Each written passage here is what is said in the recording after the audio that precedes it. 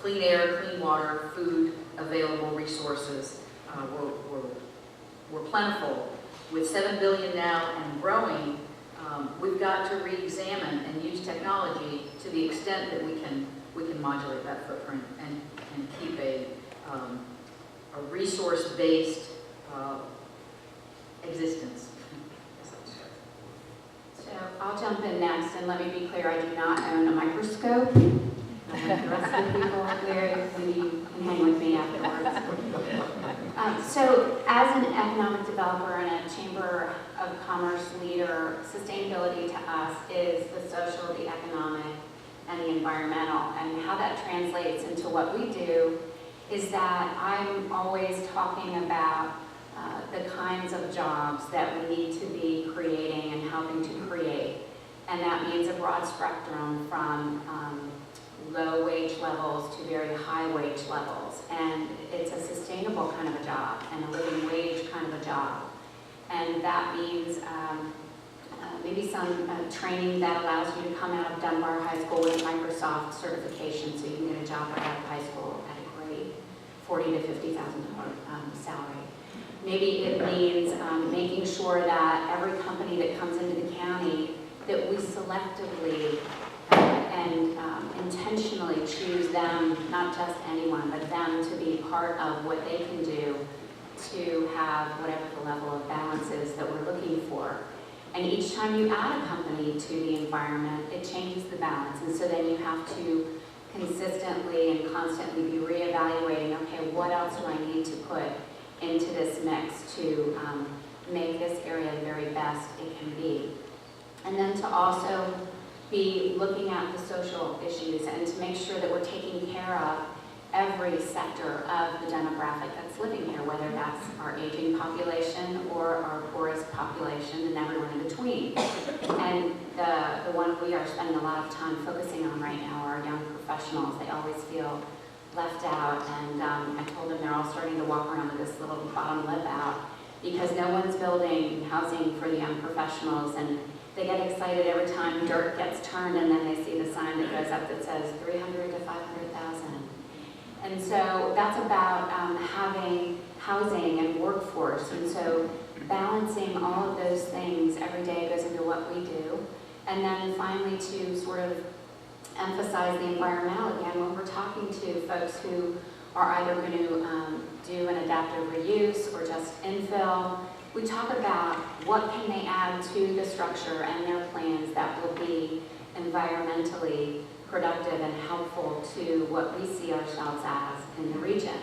And so when that's one of the first things you say to people who want to bring a company here, and you say to them, you better have sustainable energy, conservation, reuse of water in your plan if you want to have an easy ride here, that creates a very different dynamic. And if everybody says the same thing and just smiles, it'll happen. And they'll just think they have to do it. So that's kind of the way we go through things in my shop. Good. Well, let's drill down just a little bit further then. And what we've already seen develop with a couple of panel members mentioning it is this triangle with economics at one point, environmental issues at another point, and the social human factor, if you will, at the third point of the triangle. So as we drill down, let me ask this question. What does economic sustainability, that point of the triangle, require, and what does that look like to you? I'm going to go ahead and jump in. I was trying to figure out why I was here because I'm in STEM education, but I think I know now why. There was a plan. When Christine was talking about our schools and having that economic workforce, that piece, it's not just about students that are able to come to Florida Gulf Coast University and get a STEM degree and having that piece of the workforce.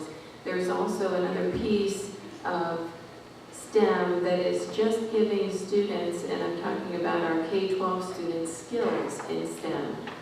Because there are a lot of jobs out there that aren't necessarily chemistry, biology, computer science, but they're jobs that require some STEM skills.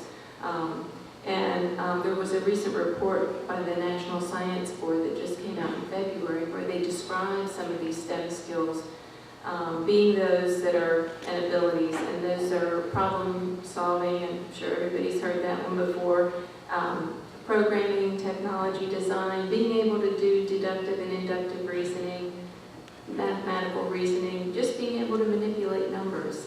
These are things that don't necessarily require a STEM degree, but things that we would hope that our students coming out of high school would be able to have so that they can participate in jobs that require STEM skills. I actually want to talk a little bit about that myself. So we're a diagnostic lab, we're a state-of-the-art laboratory, and we require people in the area for us to be able to sustain our corporation is to have people who have the ability to understand STEM. That means that they've been trained in science, technology, engineering, and mathematics, and they understand those things.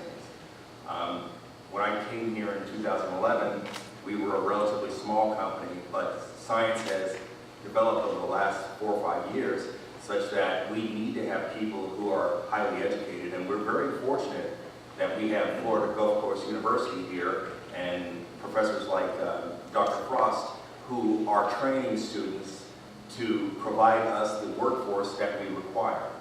Our workforce, the people who work in the laboratory, they're licensed personnel.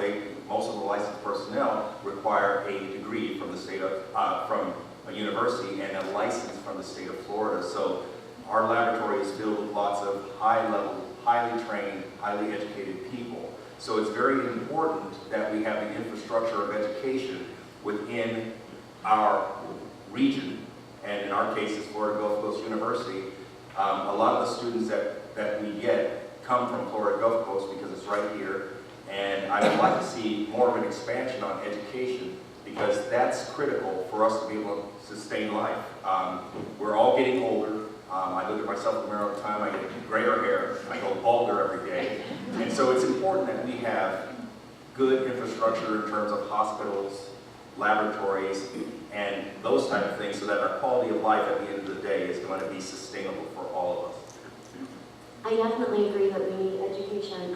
As the program chair of our Hodges in our technology degree programs, we really focus on teaching our students how to utilize that technology and use it for taking a look at how the world is around them and how they can make it a better place.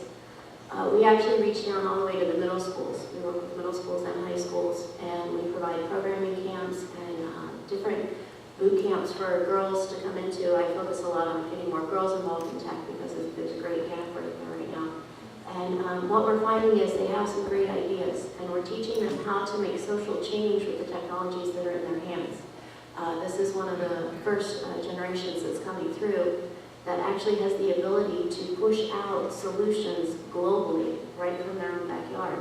And that's an amazing thing. And if we couple that with protection of the environment, how do we best utilize our resources and things like that, and educate them the way they need to be to use these technologies to create the solutions, I think it's going to make a huge impact. So I'd like to take a stab at this with our perspective from this community. And I'll take the approach that, what is it that we market? If you look at any brochure that's being produced about this area, and maybe it's the first way you came to know this area, it had beautiful water, it had beautiful beaches, it had sunshine, it had these lush images, wild birds, Everglades, things like alligators that are ancient dinosaurs. That is what we market. So economic sustainability to me, from my perspective, is can we deliver what we're marketing, what we're selling, what we're promoting? If you get a beautiful brochure, can you go see it? I do tours, and often I'm approached with, well, where are all those birds? Will we see an alligator today?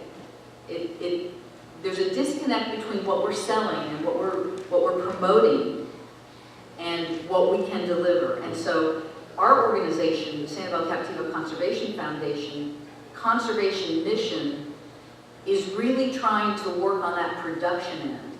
by conserving land, conserving water, finding the way to regulate growth and its impacts with maintaining the birds, the fish, the things that people come here for.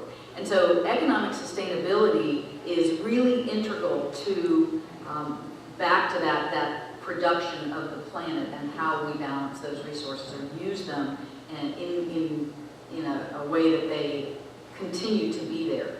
Otherwise, it's sort of like selling land, swampland in Florida. We don't want to go there.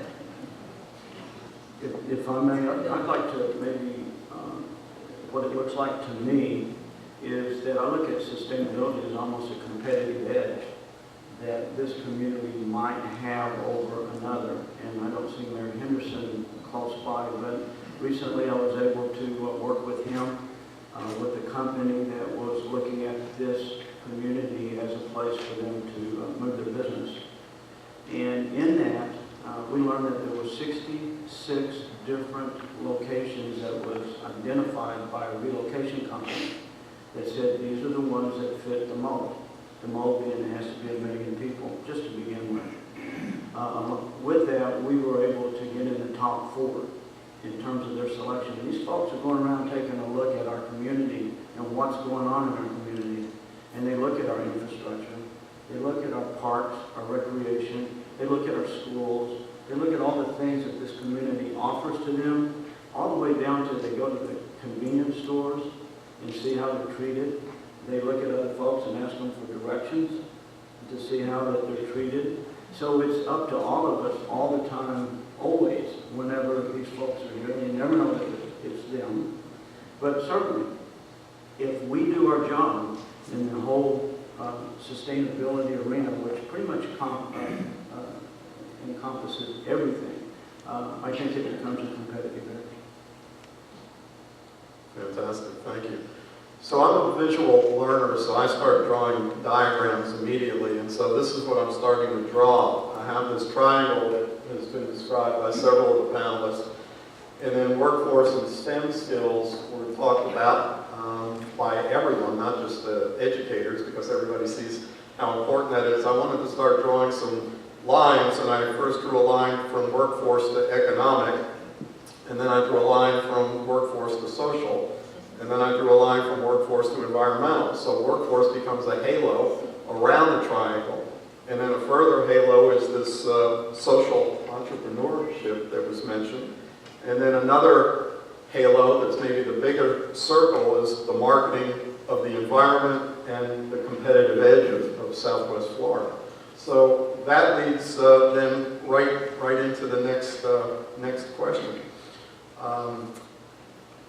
How can a regional culture that's focused on sustainability make us more competitive in the workforce and in our efforts to attract visitors, students, residents, and businesses? We began to touch on that, but I think we have some opportunity to add some thought.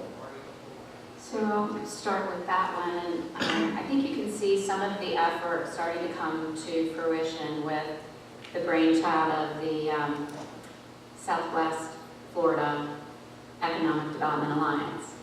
And so that 5-county group is now going out and speaking to folks in other states, site selectors all over the U.S., and companies that are looking at the quality of life we have here. Make no mistake, the lush landscapes and the beautiful water and the shorebirds, that's all part of it. Maybe getting rid of the snow shovels is a part of it as well.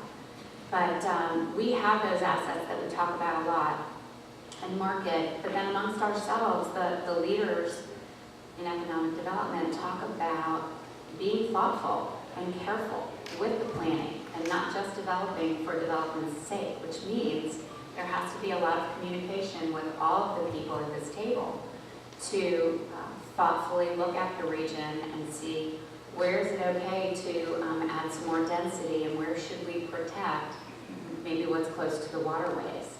And I don't know that there's been that intersection before where the economic developers are talking to the environmentalists.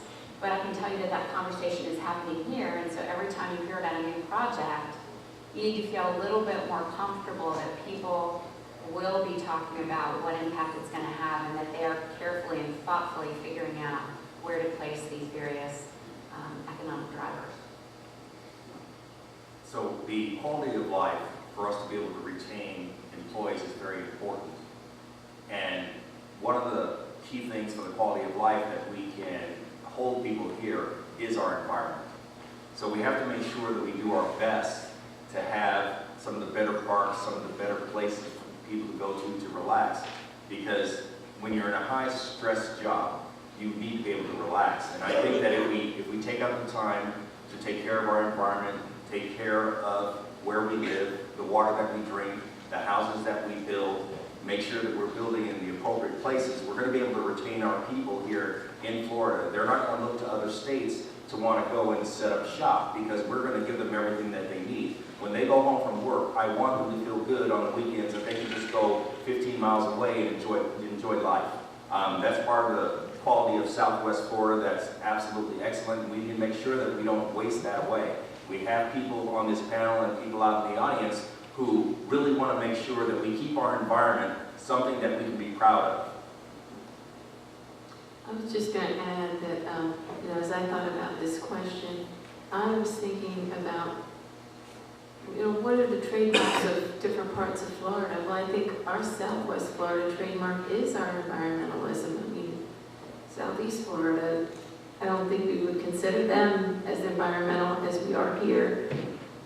What about Orlando? That's not really environmental. So I think we can almost trademark the idea that we are a sustainable, environmentally conscious community when, economic businesses come in and want to think about relocating here. I think that's part of our trademark. I want to pick up on those comments, because I recently had an occasion to look at the South Florida Water Management District counties in the 16-county South Florida Water Management District. And I was, even though I know the numbers, I was shocked to find out that Lee County is 4th behind Miami, Fort Lauderdale, and West Palm Beach. We have more population at 650,000, whatever, than the remainder of those counties, the balance of the counties. And it made me start to think about some of the visioning efforts that we've just started with the Water Management District, with DEP, with some of the others, and I think picking up on some of your comments, this is probably something we should be doing on a local level that our state and federal elected leaders maybe aren't doing as graciously. And that is getting in a room, sitting down with all the different interests and really hashing out the roundtable issues.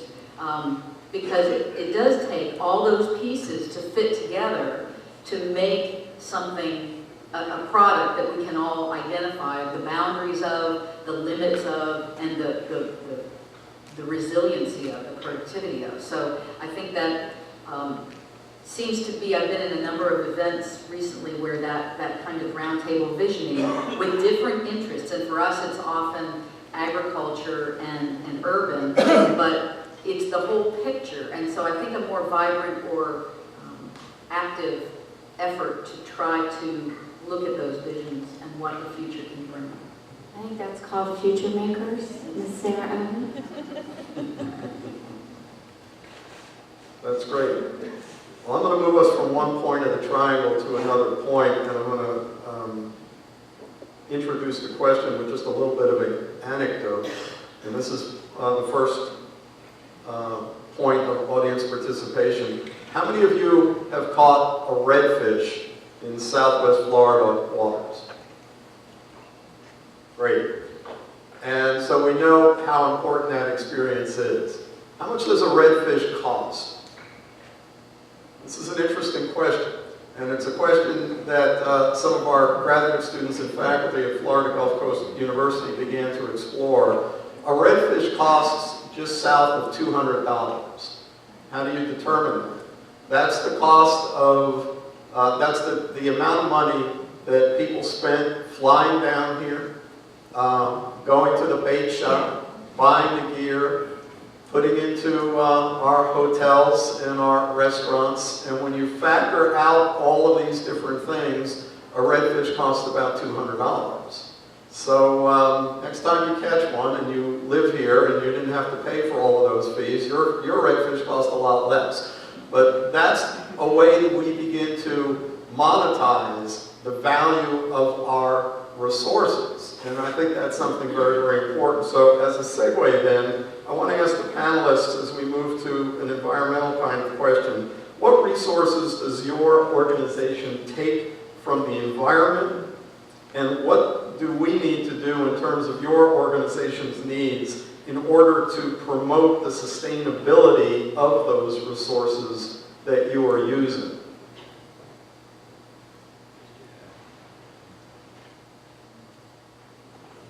Okay, well, from our perspective, we're very conscious as an organization about recycling and energy use, tinting of windows, all of those sort of basic constructive things, not printing, things that would help very simply for me and all of my small business members would be to make solar panels and things like that more accessible to us. And there are programs with rebates involved that have possibly been explored in the past, and I'd love to see our region, all 5 counties, that band together and get involved in those so that we can have them on every rooftop.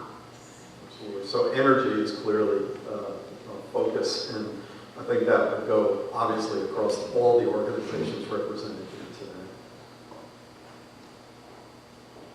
Water is another big part of energy production. It takes about 25 gallons of water to produce 1 kilowatt in our traditional manner at the most efficient ways. So solar becomes a very attractive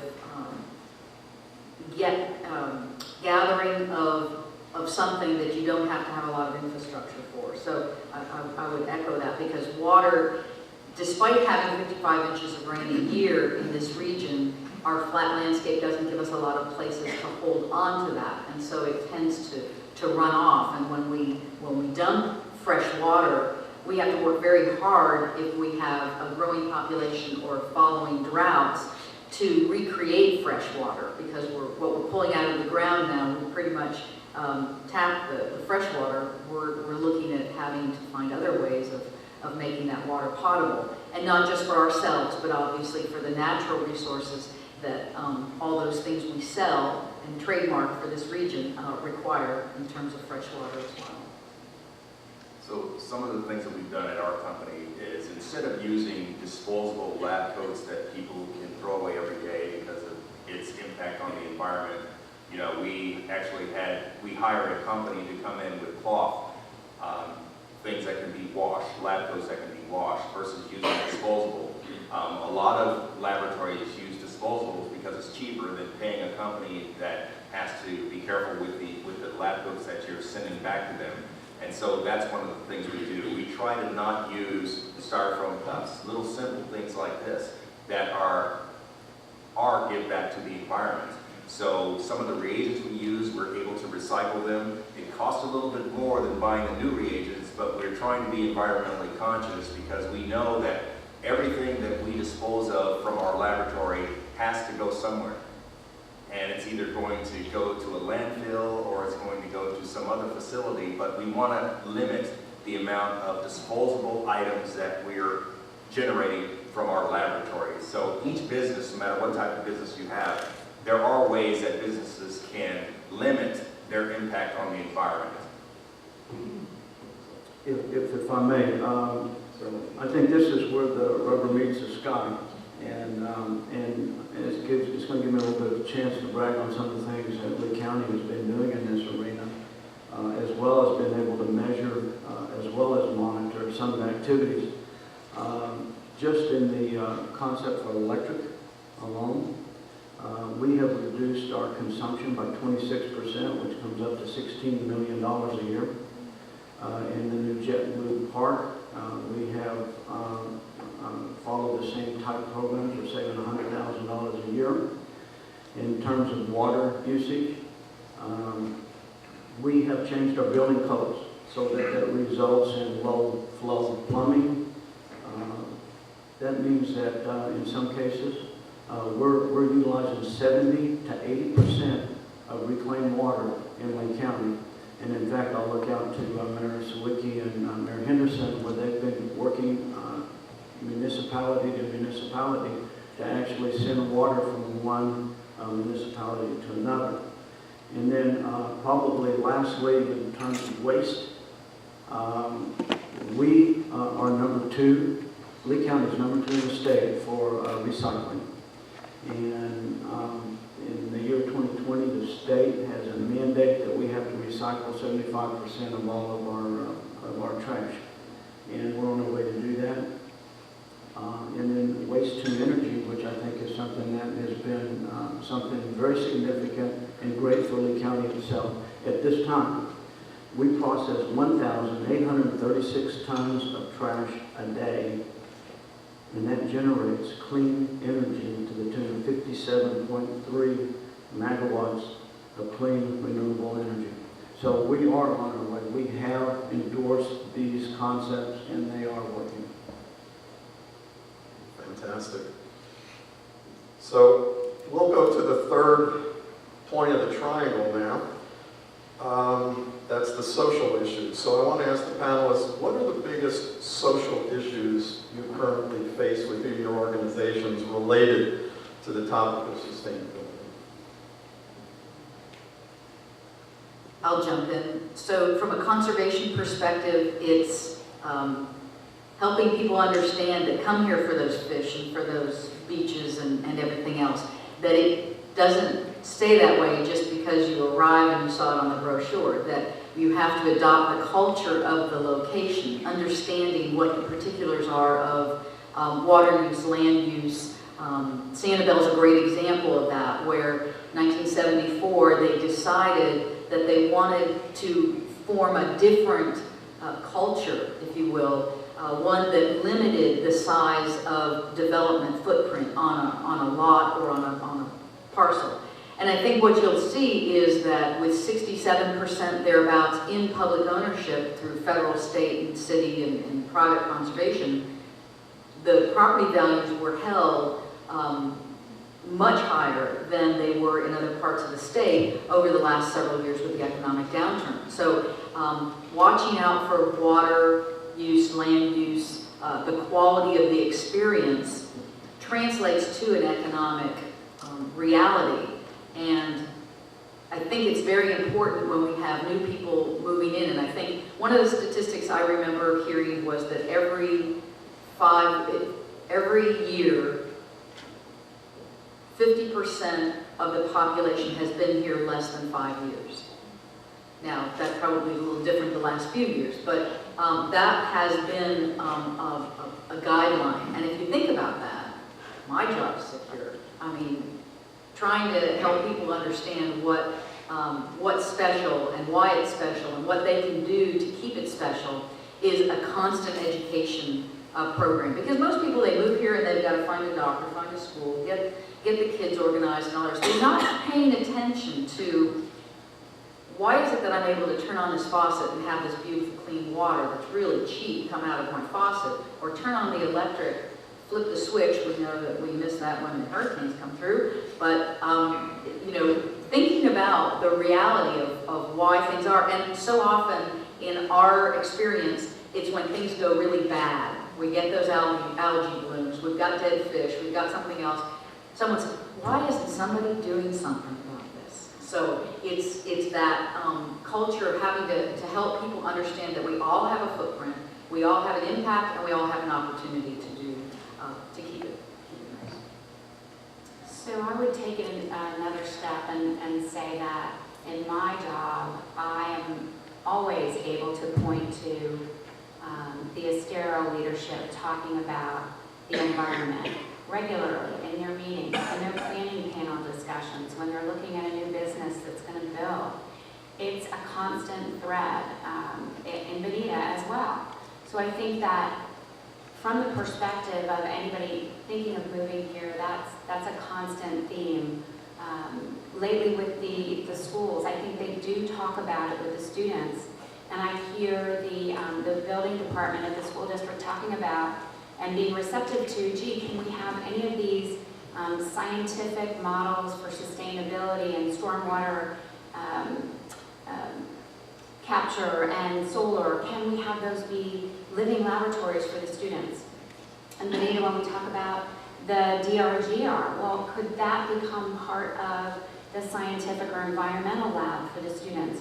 So there is a tremendous amount of interest in weaving these concepts into the whole continuum from the youngest to the oldest people in the population. So when I'm out selling the region, I can use that as a great attractor and a tool because especially the millennials, they're extremely socially conscious. They want to go somewhere where that's already part of the community attitude. And so we fit right into that. I would say our greatest challenge at the moment, other than workforce housing, is somehow or other we got to get it together and get bus routes because they do not want to own cars. None of my 3 children want to own a car. They're all in their 20s. I don't know if they're socially retarded or, right, here we go. Right, they don't want to have that. So that's sort of the next big social issue we have to capture. Another one of the things that we look at too, with Florida being such a diverse population, we really go the extra mile to try to promote inclusion and diversity in our messages as we come across, making sure that we're including everyone from all of the communities, not just specific communities, because we find there's a lot of areas where people just don't understand about sustainability and about what we're trying to do to reduce our footprint, and bringing that message to them and making sure that they not only understand what it is, but why.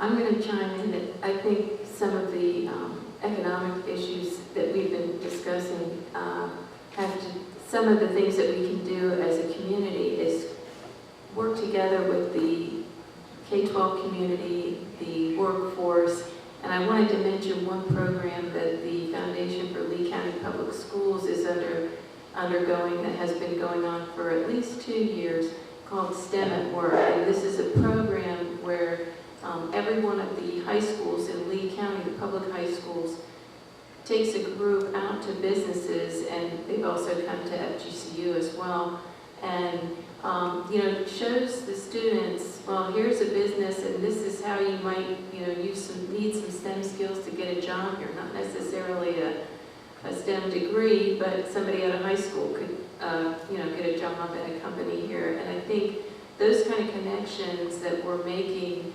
through our public school system with our county businesses are really helping us to see that there is economic viability, and those businesses that do sustainable practice being included in that STEM at Work type of programming can really help everybody understand what's being done in our businesses that are sustainable. Great, thank you. So the final question for the panel before we go to some open Q&A from our audience. What do you see as the key sustainability issues facing our region over the next 5 to 8 years?